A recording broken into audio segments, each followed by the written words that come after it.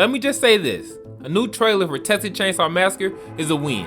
It was no BS skins, no bug fixes and reworks, or nonsense tweaks. We actually got a decent double reward update.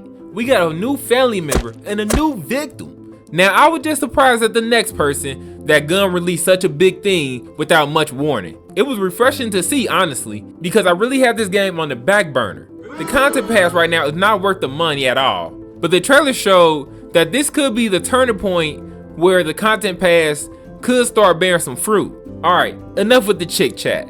Let's talk about this new trailer and what we just seen from Gun. The Texas Chainsaw Massacre Game got shot in the arm with the reveal of a new family member, Bones. He's voiced by Bill Moseley, known for his roles in Devil Rejects and The House of a Thousand Corpses. It does seem like Bones will bring a new advantage for the family side to the game. He can jump down wells to keep chase with victims because we know victims love using that as a means of escape.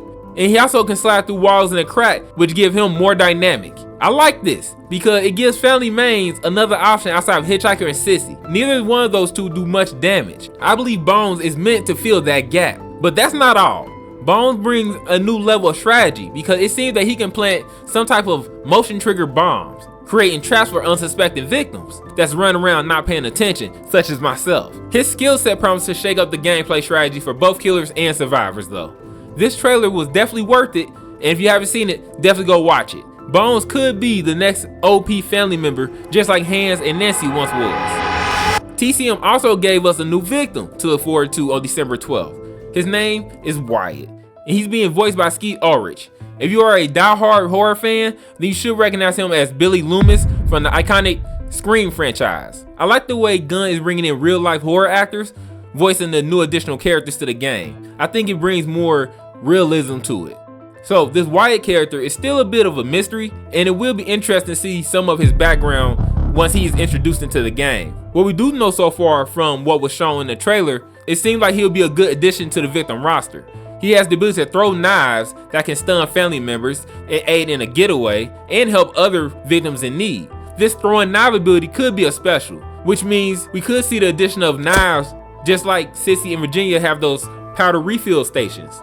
While we don't know much else about Wyatt just yet, Gunn may give us more details before December 12th. Not sure yet if Wyatt will tip the scales in the victim's favor, but I am sure we will find out if he's a broken character for the victim side soon enough. Then obviously, the new map Graveyard. And it seems to be the most confusing and difficult map yet, but who do you think it favors, the family or the victims?